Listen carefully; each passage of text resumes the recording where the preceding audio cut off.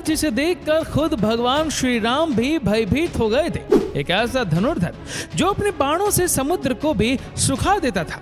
एक ऐसा धनुर्धर जिसके डर से स्वयं श्री कृष्ण भी रण छोड़कर भाग गए थे। एक ऐसा भी धनुर्धर था जो क्षण भर में पूरी सृष्टि का विनाश कर सकता था। आखिर कौन थे ये 10 सबसे शक्तिशाली धनुर्धर जिनके शक्ति के आगे देवता भी नतमस्तक हो जाते थे? आखिर कौन थे सर्वश्रेष्ठ धनुर्धर? क्या अर्जुन सर्वश्रेष्ठ थे? नहीं। क्या कर्ण सर्वश्रेष्ठ थे? नहीं। आप जितना भी सोचेंगे लेकिन अंदाजा नहीं लगा पाएंगे कि कौन थे पौराणिक काल के सर्वश्रेष्ठ धनुर्धर। उसके जैसा धनुर्धर आज तक कभी नहीं हुआ है और ना कभी होगा। जानने से पहले जय श्री राम कमेंट करना मत भूलिएगा। भगवान श्री राम की कृपा आप पर सदैव बनी रहेगी। चलिए जानते हैं प्राचीन काल के 10 सबसे शक्तिशाली धनुर्धरों के बारे में। सबसे पहले कमजोर योद्धा से शुरुआत करेंगे और इसके बाद सबसे शक्तिशाली धनुर्धरों के बारे में जानेंगे। नंबर 10 पर है द्रोणाचार्य।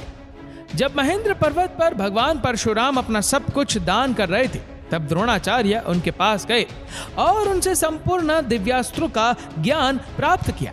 उन्होंने ही कौरवों और पांडवों को शस्त्र चलाना सिखाया था। कुरुक्षेत्र के युद्ध में भीष्म के बाद द्रोण कौरवों के सेनापति बने थे। उन्होंने अपनी रणनीति से पांडवों का भारी विध्वंस किया था।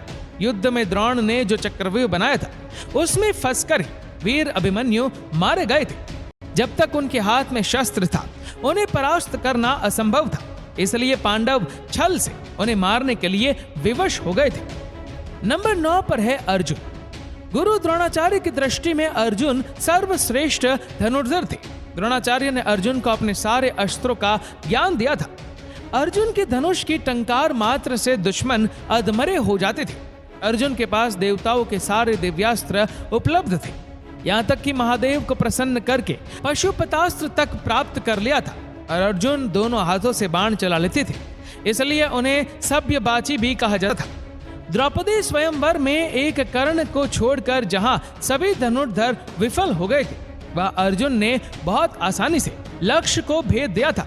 खांडव वन में अर्जुन ने देवराज इंद्र तक को परास्त कर दिया था।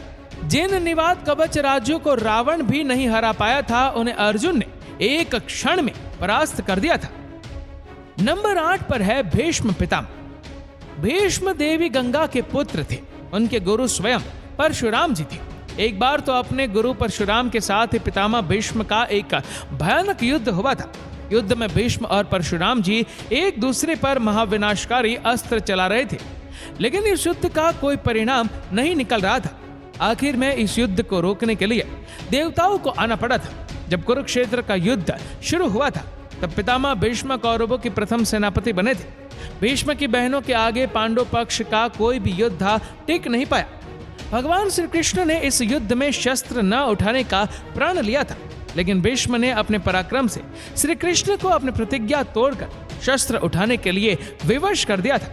भीष्म को नियमानुसार युद्ध करके परास्त करना असंभव था, इसीलिए इसे शिखंडी को सामने रखकर अर्जुन ने भीष्म को सरसैया पर सुला दिया था। नंबर 7 पर है एकलव्य। एकलव्य महाभारत काल के एक श्रेष्ठ धनुर्धर थे। जब द्रोण के पास एकलव्य शिक्षा के लिए गए थे, तब द्रोण ने उन्हें शिक्षा देने के लिए इनकार कर दिया था।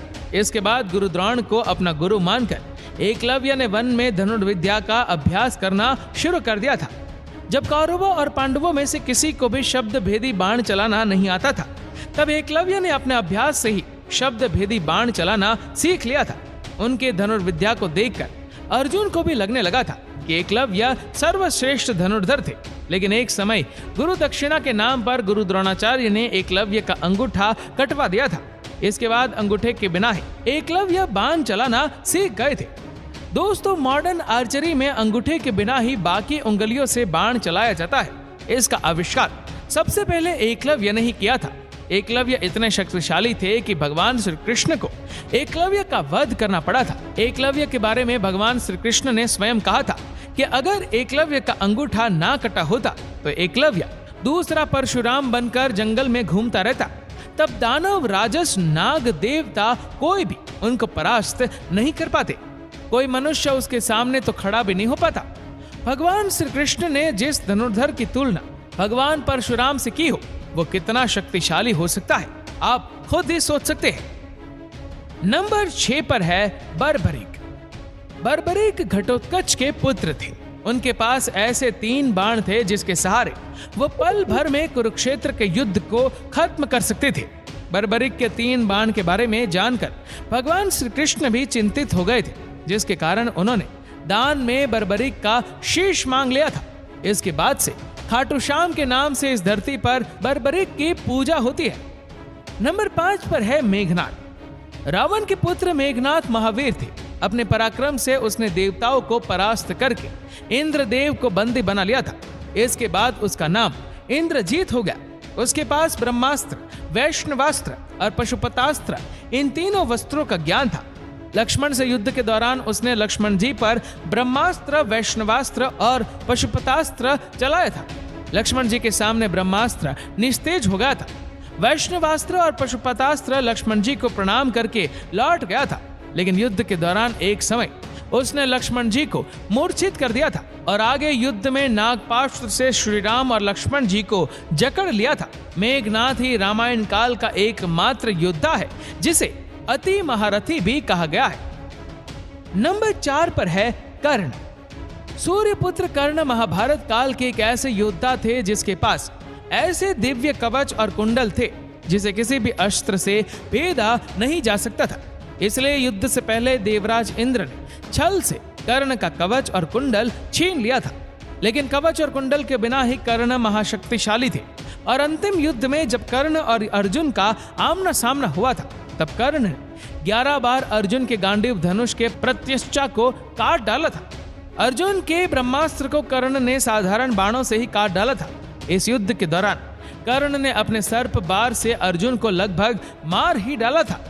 अगर भगवान श्री कृष्ण अर्जुन की रक्षा ना करते तो अर्जुन कर्ण के हाथों जरूर मारे जाते। जब तक कर्ण के हाथ में शस्त्र था तब तक कर्ण को किसी तरह से परास्त नहीं किया जा सकता था। इसलिए जब कर्ण निशस्त्र थे तब अर्जुन को छल से कर्ण का वध करना पड़ा था। नंबर 3 पर है लक्ष्मण जी। शेषनाग के अवतार लक्ष्मण जी महापराक्रमी थे। उनकी रेखा में भी इतनी शक्ति थी कि रावण भी उसे मार नहीं सकता था। शास्त्रों के अनुसार वह एक श्रेष्ठ धनुर्धर थे। रावण के महाबलशाली पुत्र इंद्र को परास्त करने वाले इंद्रजीत का वध वही कर सकते थे जिसने 14 वर्ष तक सोया नहीं हो, जिसने 14 वर्ष तक किसी स्त्री का मुख ना देखा हो, जिसने 14 वर्ष तक भोजन ना किया हो, और वो कोई और नहीं था, केवल लक्ष्मण जी थे। और उन्होंने ही मेघनाद का वध भी किया था। रावण के शक्तिशाली पुत्र अधिकाई का भी वध लक्ष्मण जी ने ही किया था। युद्ध के दौरान एक बार लक्ष्मण जी ने रावण को भी मूर्छित कर दिया था। नंबर 2 पर है भगवान श्री राम। भगवान श्री राम भगवान विष्णु के अवतार, मर्यादा पुरुषोत्तम महावीर श्री राम की शक्ति का कोई अंत नहीं था। स्वयंवर में जब शिव धनुष की प्रत्यंचा चढ़ाने गए थे तब उनकी शक्ति से शिव धनुष टूट गया था। ऐसा कहा जाता है कि कोई अस्त्र नहीं था जो श्री राम के पास नहीं था। जब समुद्र ने लंका जाने के लिए श्री राम को मार्ग नहीं दिया तब उन्होंने अपने बाणों से ही समुद्र को सुखाने का विचार किया। श्री राम को धनुष पर बाण का संधान करता देख समुद्र भयभीत होकर उनके सामने प्रकट हो गया था। श्री राम ने अपने बाणों से रावण और कुंभकर्ण जैसे न जाने कितने राक्षसों को यमलोक भेज दिया था। नंबर 1 पर है देवों के देव महादेव। संपूर्ण ब्रह्मांड और धनुर्वेद की सृष्टि महादेव से ही हुआ है। वो ही इस सृष्टि की शुरुआत है और वो ही इसका अंत है। उनकी शक्ति अनंत है और वो पल भर में किसी का भी विनाश कर सकते हैं। इसलिए वो ही सर्वश्रेष्ठ धनुर्धर है। अगर आप महादेव के सच्चे भक्त हैं तो हर हर महादेव कमेंट करना बिल्कुल भी मत भूलिएगा।